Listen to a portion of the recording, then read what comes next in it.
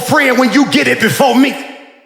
Michael, hear me when I say this, and I'm telling you, this is your season to assume responsibility. Assume responsibility. Assume responsibility. I'm 41, that means my parents in their 60s, yada, yada, yada. So look at Joshua chapter 1, verses 1.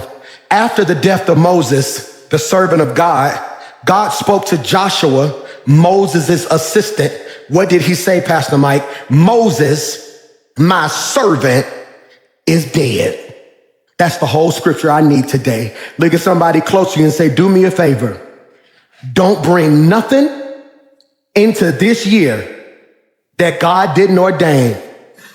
If it's not God, it's over. It's over. I want you to take really, really good notes, okay? Take really, really good notes. Take pictures of the screens. I'm loving how you guys are taking notes.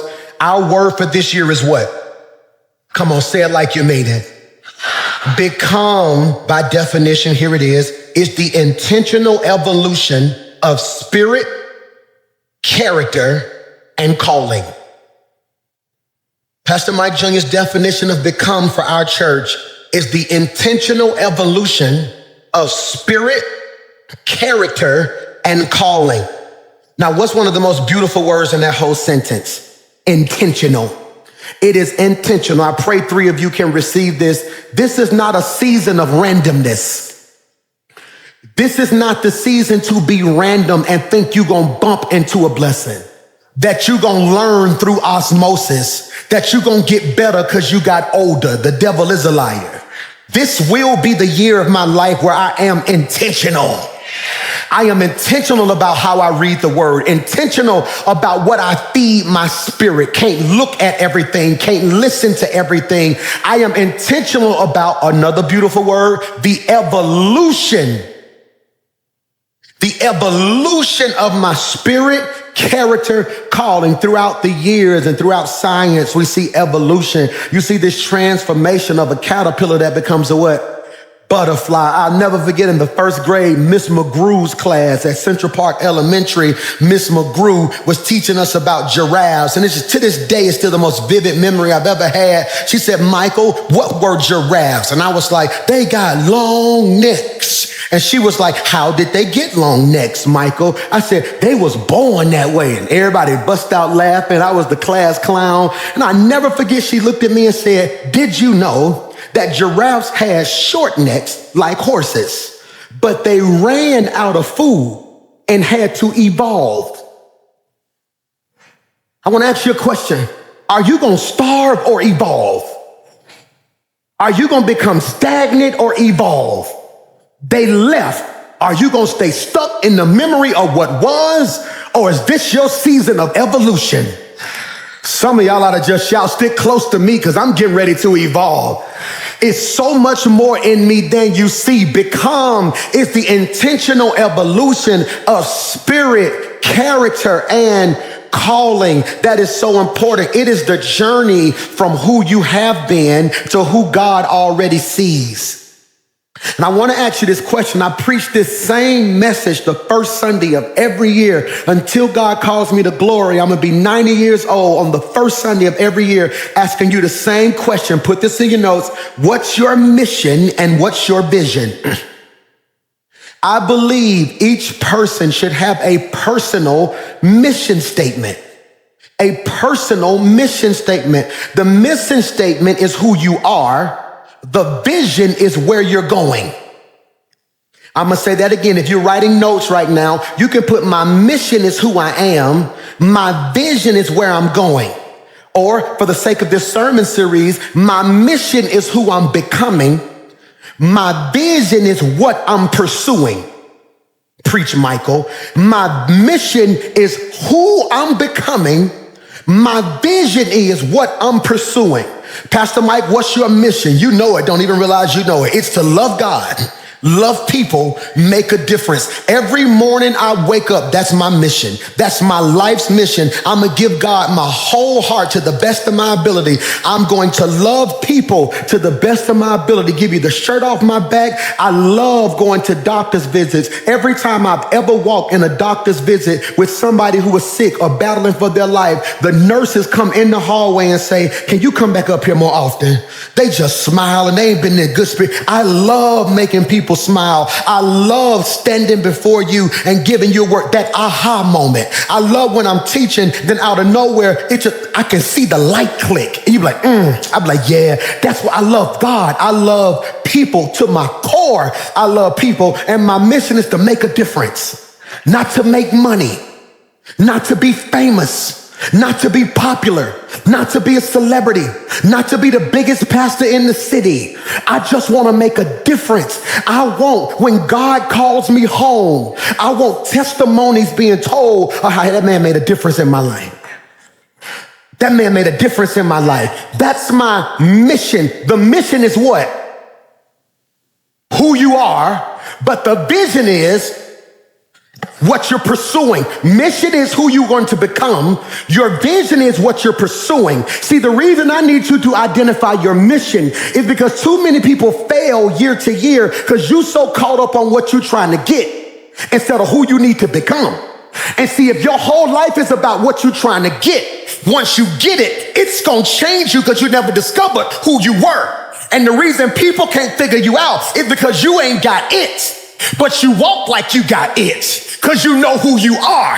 And I'm telling you, if you become before you pursue, when you pursue, it won't change you because you already know who you.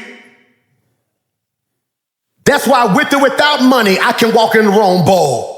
That's why you ain't the boss, but everybody asks you questions like you are the boss because the way you carry yourself say you know what you're doing. That's why folks see you and judge you and have an attitude with you, then get to know you and end up apologizing to you because they mistake your boldness for arrogance. I'm not arrogant, I'm not mean, I'm not nasty, but you ain't gonna convince me I am not what God called me. I'm preaching to three folk in here who can testify I may not have what I want yet, but I am becoming who God called me to be right now. What's the mission?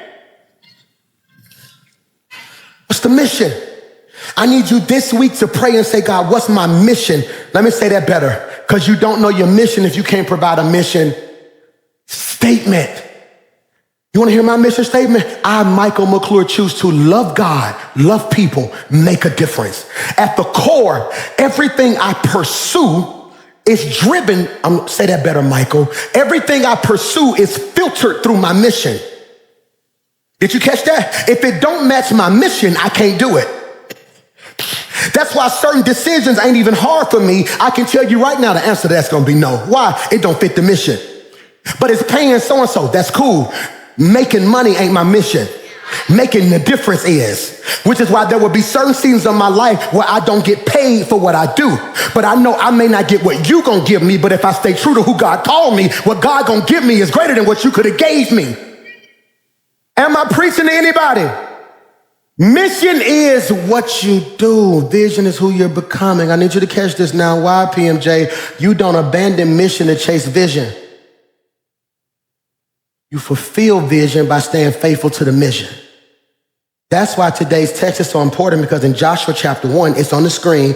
It says, after the death of Moses, the servant of God, God spoke to Joshua. We got to pause right there. That's enough to have church. After the death of Moses, servant of God, God spoke to Joshua. That's enough to have church right there. I'm going to say it again. After the death of Moses, servant of God, God spoke to Joshua. Y'all looking at me like I want to shout. I just don't know why I should be shouting right there. Because up until now, God only spoke to Moses. Up until now, God would speak to Moses, then Moses would talk to Joshua. Now God is saying, my season of the talking to Moses is over. It's my time to talk to you direct. Some of you finna be in an awkward season because you're so used to having prayer partners and praise partners. God said this might be the season where you got to be alone so God can talk to you for himself. I don't need confirmation when I talk to the confirmer. Did you hear what I just said? He says, Joshua, after the death of Moses, it's right there on your screen. God spoke to Joshua and said, Moses, my servant, is dead. Please put this in your notes. God makes it very clear to him before he gives him his assignment. God makes it very clear to him before he gives him the assignment. I need you to catch this. Joshua is tripping. Joshua is hurting. He needs affirmation. What Joshua needs right now is for God to send an angel to him and say, Joshua, it's going to be okay. Let me explain to you why God had to do it. But I need to free you. Please put this in your notes. There are moments when God will not explain your loss. He will just simply acknowledge it. Many of you are stuck because you're waiting on God to give you an explanation. God said, I don't explain dead stuff. I move on from them. You're so busy trying to ask God why when God is waiting on you to ask him what next. Michael, no, God is telling Joshua, are y'all listening to your boy? That chapter is dead. I want to say that better. The chapter of your life with Moses is closed. You can keep reading it, but I'm on chapter 12. I want you to catch this. I love what Henry Cloud says in Necessary Endings. This may be worth writing. He says in Necessary Endings, the inability to end something that is over is the number one reason people stay stuck. The inability to end something that is over is the number one reason people stay stuck. Ooh, that's good. And can I free you? Growth always requires an ending. I want you to be careful what you say out your mouth this week. Because who been saying, let's be honest, who been saying, I got to grow this year? What you really been saying is, God, what do I need to end? Because in order for something to live, something got to die. Yeah, so I'm really believing God's going to grow me to where I'm going to be a wife.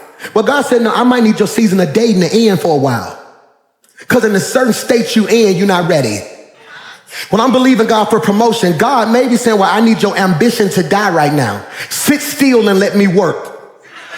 And I came to submit and suggest to you that delayed endings create prolonged dysfunction.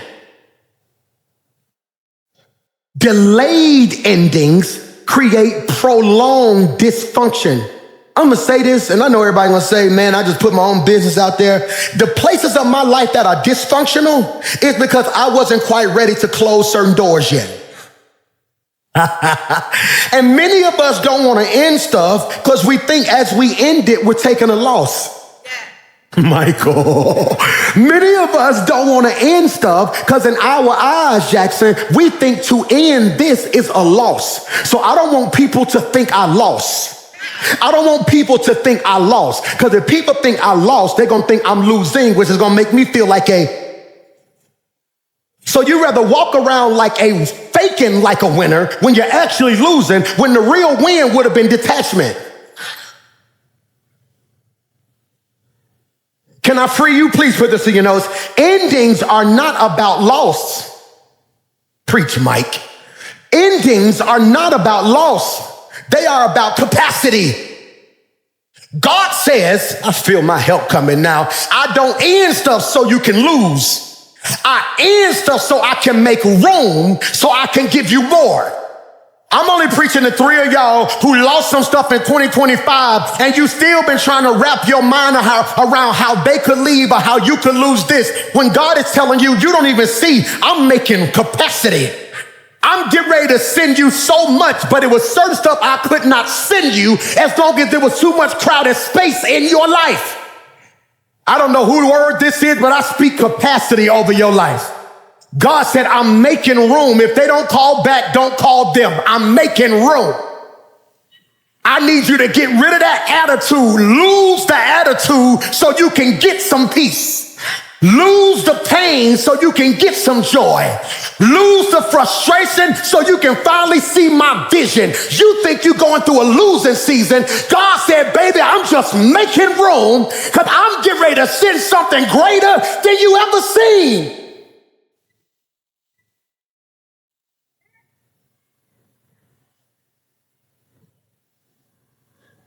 It's called capacity. It's called capacity. You over here crying about who left. You're going to stop in a minute and realize you got more money now. Because you was paying for them and you. Can I get a what? Over here talking about I can't believe they fired me. You didn't like the job in the first place. God knew you would never quit. So God is like, I'm going to make them leave you so you can finally see I'm up to something in your life. I wish I had 1,000 folk who would jump up, sit down and shout, make room. Look at this. Why, PMJ? Put C in notes. Endings are not about loss. I'm going quickly. They are about capacity. Can you put this on the screen? There it is. Ending the wrong thing creates room for the right thing. Ooh, that boy preaching today. Ending the wrong thing creates room for the right thing. This is critical. Joshua could never become Joshua while trying to be a continuation of Moses.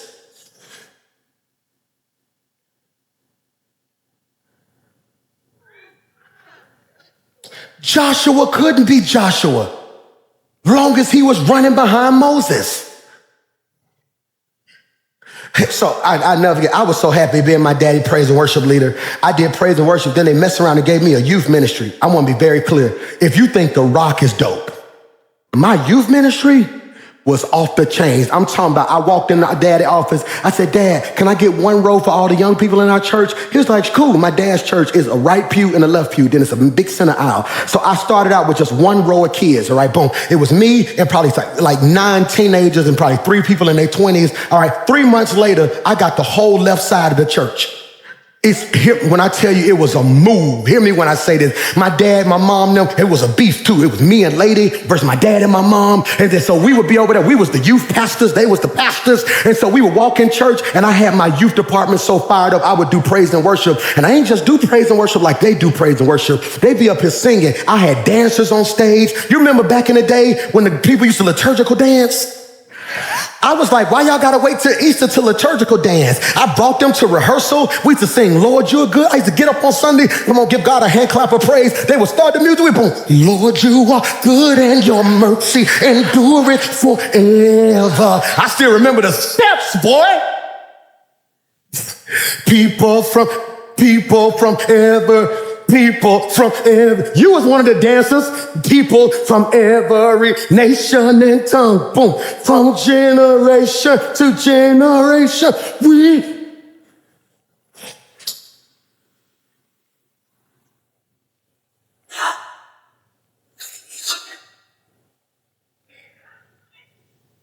oh my God, I just bodied that, didn't I? But think about that. You got me. I'm singing doing it. Then the dancers doing it. Then there's 300 teens on the pews just jumping. Now the parents trying to come to church to see where their kids at. So now the parents jumping. So then I come to my dad and I say, Dad, I think the Lord's calling me to start a church. My dad never said, no, I need you to be my youth guy. He understood. I would never be me. Go to the next slide. Because you don't understand, sometimes it calls for a season of detachment. Preacher Mike. I want to free you. Becoming, can you put that in your notes? Demanded separation.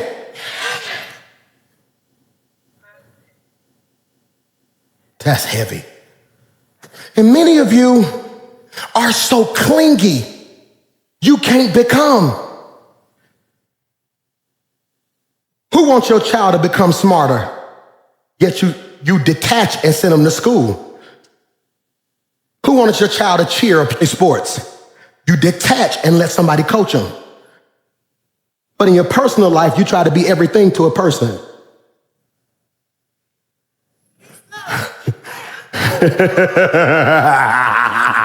Because what we do is when we lose somebody, we make them the devil. Put this in your notes. We either deify or demonize. I should have put that on the screen. Deify or demonize. When they're good to you, we make them a god. When they're bad to you, we make them a devil. And I want to say this to you. All separations ain't evil. I have friends right now I haven't spoke to them probably twice in over 3 years, because 3 years ago I realized it wasn't a sin to be friends with them. They just made the parts of me that were dysfunctional comfortable. Jesus Christ, that was good. There are certain friends in my life I had to detach from because they made the parts of me that were dysfunctional comfortable. It ain't a sin to be with them. We didn't do nothing sinful. They just made it comfortable for me to complain. They made it comfortable for me to never deal with my weight. They made it comfortable for me to be the version of me that I didn't need to be. So I had to be honest and say, hey man, I love y'all. You may not hear from me as much. I'm just working on me in some areas. And if they really love you, they respect it. Only people who like the dysfunctional you make you feel guilty for trying to be a better version of you. Preach, Mike McClure. How you gonna guilt trip me for trying to be what God called me? Because now it's forcing you to deal with the fact that you ain't who God called. Am I preaching to anybody today? So hear me, because most of us don't want detachment. Hear me, most of us don't want detachment because we don't want to deal with rejection. This is critical, and I came to speak over your life. I'm finna run right here. What you think is rejection is really projection. Michael, what you think is rejection is really projection, okay? You don't like this when I say this, okay? All right, who likes rejection? Okay, I ain't think so, okay? Every mama who done had a baby, give me a what? Every mama who done had to give birth to your baby, give me a what? Every mama who gave birth to your baby and rejected the baby, give me a what? No. Every mother in here rejected your child. If you look at science, your baby didn't want to come out. Your baby was floating in water, having all their food brought to them, comfortable. Couldn't nobody get to them, couldn't nobody hurt them. Your baby didn't say, I'm ready. Your body did. The only reason your baby here is because your body rejected your baby. And the rejection of your baby is the birth. You got here off rejection. So if you were birthed through rejection, what made you think their rejection gonna kill you? So when you go through rejection in your life, instead of saying what's wrong with me, you need to say, God, what you get ready to birth in me? Talking about we don't like you, good. That must mean I'm on a level that they can't comprehend yet, and God's getting ready to birth something new in me. I prophesied to 20,000 people that this will be the year of your life where God birthed a better. I gotta stop. Hear me. This is so good. This is so good. Why, Pastor Mike? Because I want you to realize Joshua is going through a type of rejection. He's sitting there. Who gonna help me preach? Joshua sitting there, right? Joshua's, Moses dead. I don't know what to do. I don't know if these people gonna listen to me. I don't know what to do. It's like that. And God, put this in your notes, gives Joshua 30 days to grieve. God says, all right, Moses dead, leave him alone. Day one, oh God, it's okay, just keep an angel around, make sure don't nobody get him. Day 5, but what do I do without Moses, Lord? It's cool, they was close, they was tight, God bless him. Day 10, oh, he's still out there crying, it's cool. If the relationship real, you should feel it.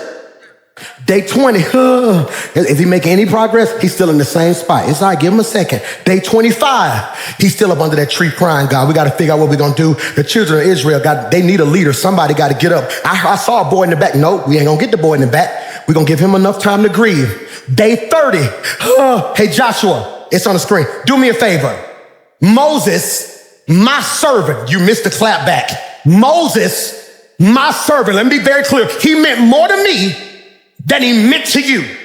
I done gave you 30 days to deal with this. Look at the scripture. He says, now I need you to get going. I like what the NASB version says. It's on the screen. He says, Moses, my servant is dead. Therefore, arise. I'm finna preach to myself right here because you don't know why to shout because you don't understand Hebrew. Old Testament written in Hebrew, New Testament written in Greek.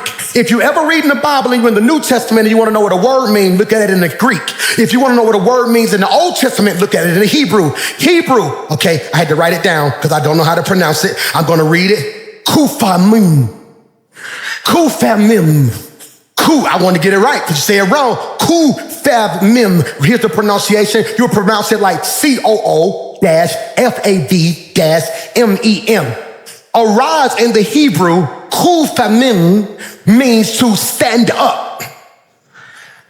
Michael. He looks at him and says, hey, I need you to stand up. You've been down long enough. Now, here's what you got to realize. I don't need you to stand up physically. My issue ain't that you laying on the ground physically. My issue is you down spiritually, mentally, and emotionally. My issue that you ain't got no money in the natural. My issue is your mind still broke. My issue is your spiritual resistance to pressure has not evolved because arise implies, Michael, that something shifted internally before it ever showed up externally. You do not arise because conditions change. You arise because your calling has been activated. Okay, I want to say this. You should have never logged on today. You should have never came to church today. You should have missed this Sunday because not being activated will never be your excuse again. I speak by faith that I activate every gift in this room. I activate every gift watching me right now. Let everything God put in you rise right now. I plead the blood of Jesus over your mind, your spirit, and your heart. Consider yourself. Paul said it like this, stir up the... It is activation. Why is activation? Okay, have you ever got a new debit card and you went to go use that debit card and it wouldn't work? Why wouldn't a debit card work? You never stop to activate it. Some of the problems in your personal life is you're trying to draw from people who haven't been activated. Some of the losses you took in the past was because you was doing stuff God didn't activate you for. Preach Mike McClure. And I came to submit and suggest to you, devil, you should have killed me when you had the chance. Because 2026, I am activated. I just need you to touch somebody around you and tell them I'm just practicing to see if my anointing works.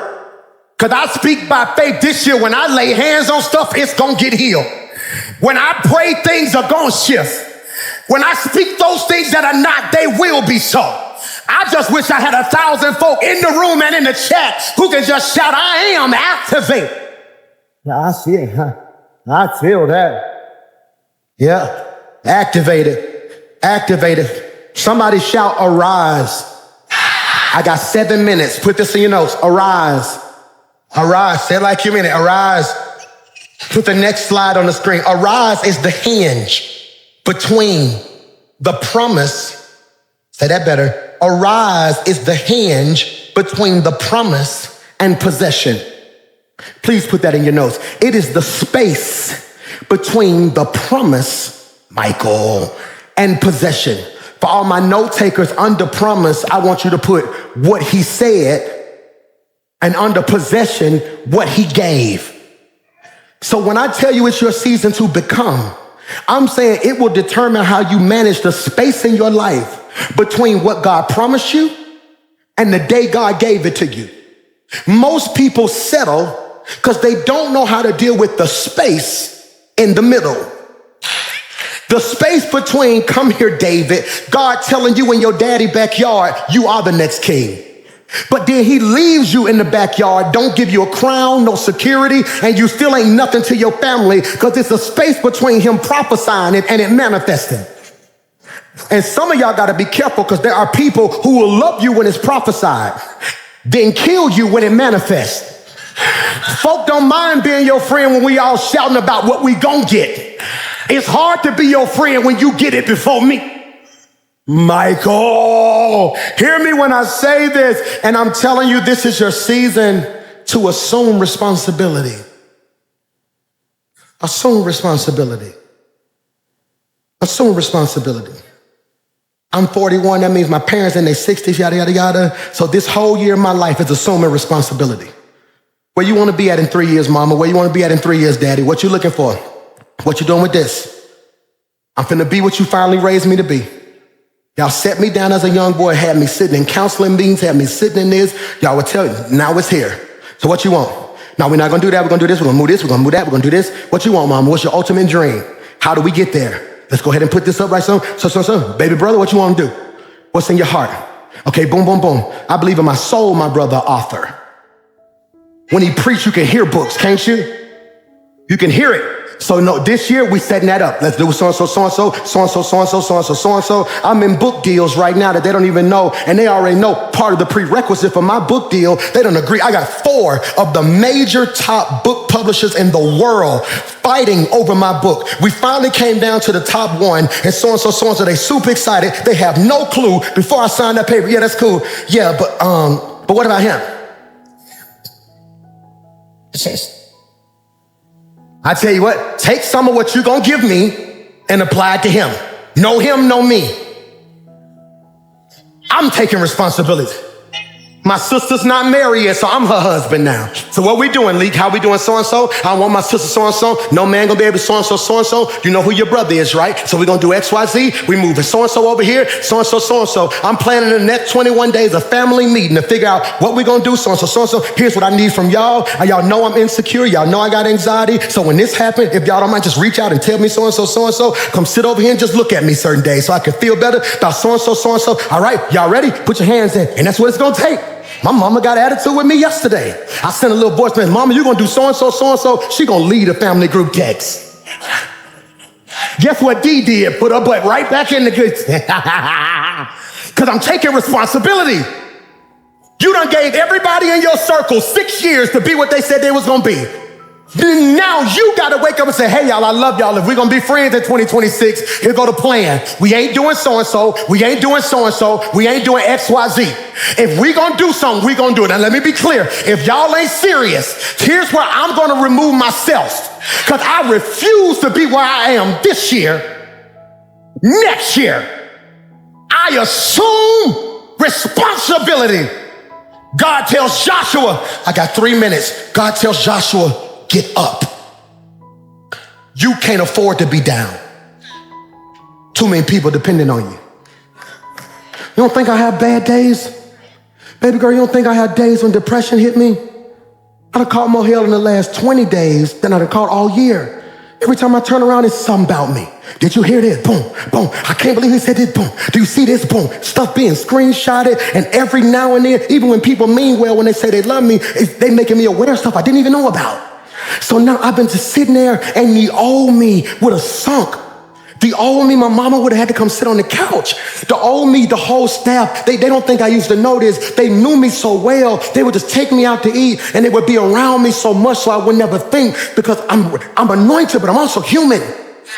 Stuff hurts your feelings. Stuff will have you questioning your identity. It don't no more though. See, because now I know who I am before I do. I am not a human doing, I am a human being. And so now I'm trying to get you to realize this in your life. It's time for you to arise.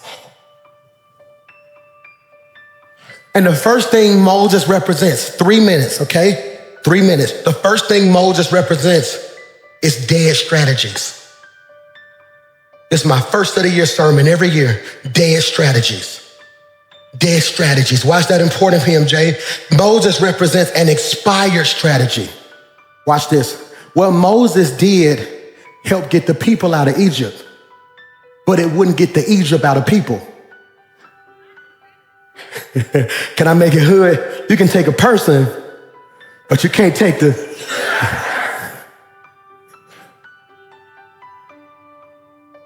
And what I'm telling you is, many of you, as you start this year, I want you to pause. Don't get upset, but if you think about it, You done made a list of goals wrapped around old strategies.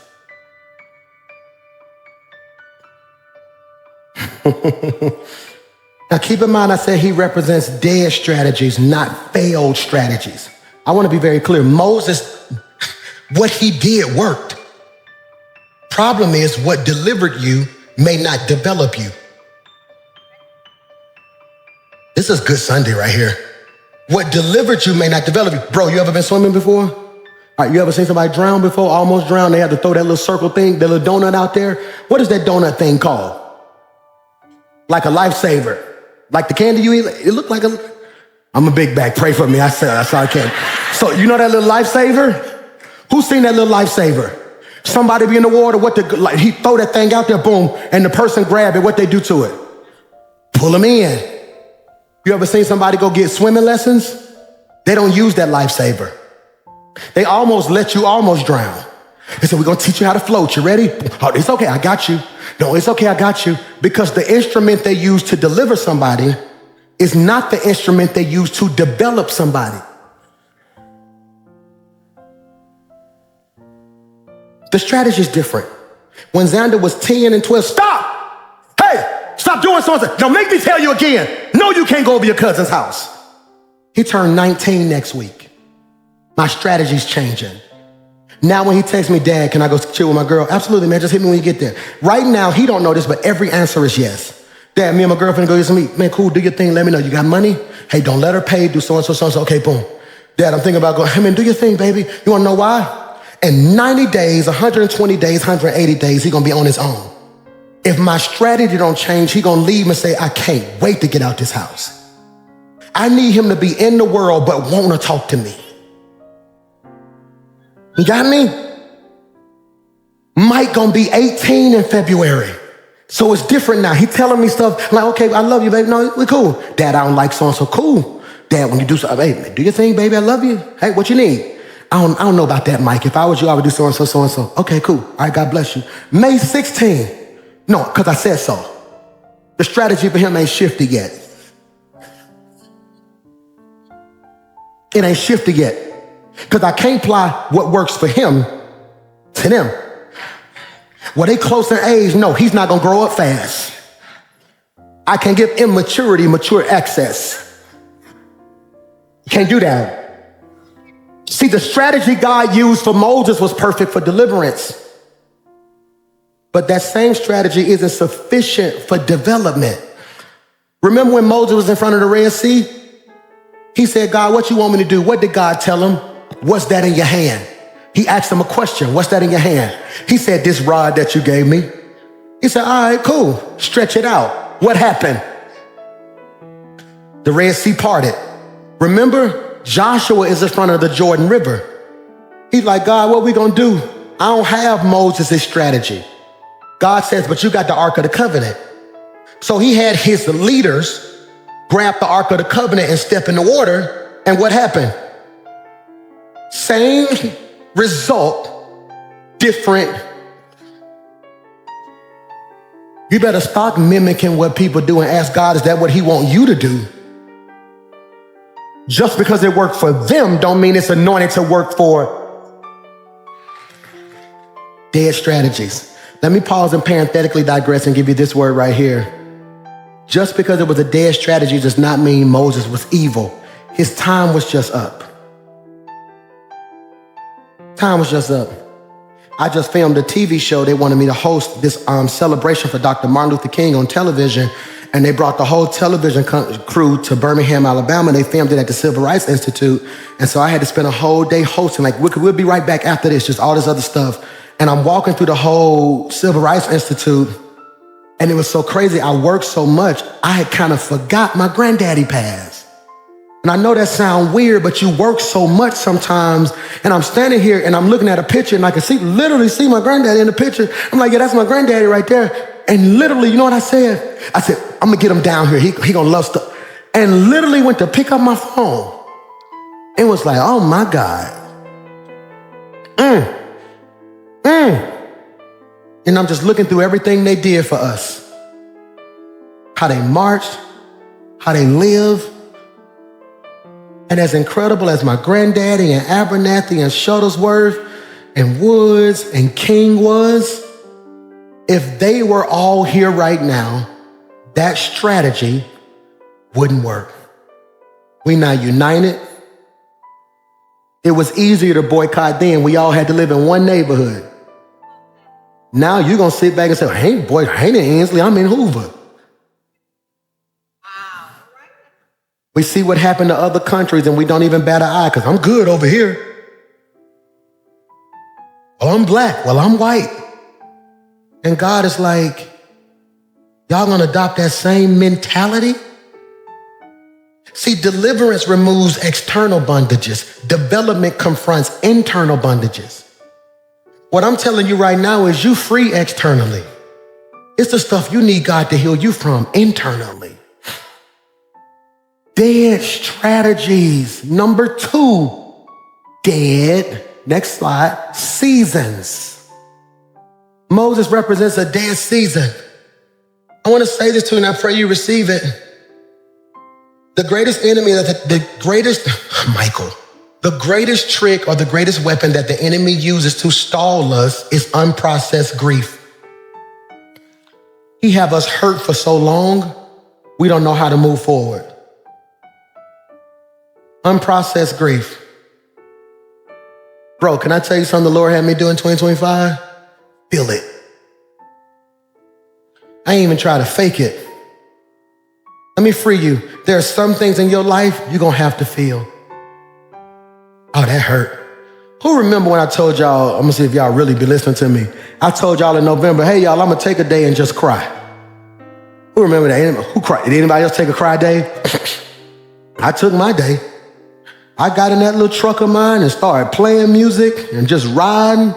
Went through Central Park, sat in that parking lot for a minute, rolled by 15, boom, flew here. And before I know, I was just crying. I done been through so much. And I have to be strong. I feel like I have to always perform. Hey, how you doing, man? I'm good, boy. How you, man? What's up, boy? Pastor Mike, what up, boy? But in my heart, I just be like, somebody give me a hug. Please. And I sat in that car and I started processing. I got a note in my phone. You might want to adopt this. When stuff happened to me during the year, I got this one note. I call it the pain list. But technically, if you look at my phone, it's called the grocery list. But that's what I call the grocery list. So boom. And I put in that joint and I just went down the line. 1, boom. So-and-so left. So, and I just started thinking about it. I had to deal with it. Why, PMJ? Please put this in your notes. If you don't process it, you'll always carry it. Can I say it the way my brother would say it if he was preaching? What doesn't get healed get handed down. I'm like, God, I got to deal with this grief so I'm not bleeding on my kids. Ooh. I don't want my son coming to me saying stuff like, Dad, I want to date. No. You don't trust nobody. Now I'm bleeding on them. I'm trying to develop them. You know, Xander will be 19 in January next week. Mike will be 18 in February. Mason will be 17 in June. And so now I'm developing. It ain't a whole lot of hollering. See, deliverance is loud. Development, put that on the screen so they can see that. Deliverance is loud. Development is soft. It's slow. Got me? Ain't a lot of hollering now. These are young men. You know? Hey, do me a favor. Don't ask your mama for no more money. Y'all come here. I love y'all. Don't ever again ask your mama for no money. You finna be 19, you finna be 18, you finna be 17. If you're 19, 18, 17, comfortable asking your mama for money, you're gonna be 25 asking a woman for it too. So I don't want that. I said, so in my house, don't ever in your life ask your mama for some money. If you need some, you come talk to your daddy. Yes, sir. You wanna know why I'm doing that? Because I want them to be in that room and wanna go out and be like, Dad, can I have, yeah, I got you. Because you know what that's gonna produce? This hunger to go get it themselves. Ain't nothing wrong with it, but that's how I'm developing my boys. Like, no, so do so-and-so, son, do me a favor. Hey, Mace, I told you come 2026, I got a shift on you. You my dog. Me and Mace tight, that's my boy. That's my dog right there. I said, hey, Daddy gonna turn on you a little bit because you're trying to enroll in school early. He an athlete. Mace wanna be in college this time next year. He don't wanna graduate May 2027. He wanna graduate early and be on campus so he can be in spring training. So that means I got 8 to 9 months to get all the baby out of him. They're not gonna care who his daddy is. They gonna tell him, I don't care who your daddy is, run up the hill. They're gonna scream and holler. So you know what I'm doing now? Hey, Mace, get up. Do so-and-so, so-and-so. Nope, don't do it for him. So-and-so, so-and-so. Quita, don't go up there again. Don't talk to him. No, get it right. Do so-and-so. Do X, Y, Z. Do so-and-so, so-and-so. Mace, I'm gonna tell you one more time. If it happened again, you won't have a mattress when you get back. I'm gonna let you sleep on the floor. I'm that type of daddy. You're not gonna have a mattress again. He gonna come upstairs, whole mattress gone. Mace, you ain't got no mattress, do it. All right, come on, get it right. Let's go, baby. I gotta make him a man. No, see, because the problem with privilege is I'm giving him everything I never had, but I'm also not giving him what made me. So it has to be balanced. You got me? I'm trying to develop them. All my parents, hear me right here. Every leader, hear me right now.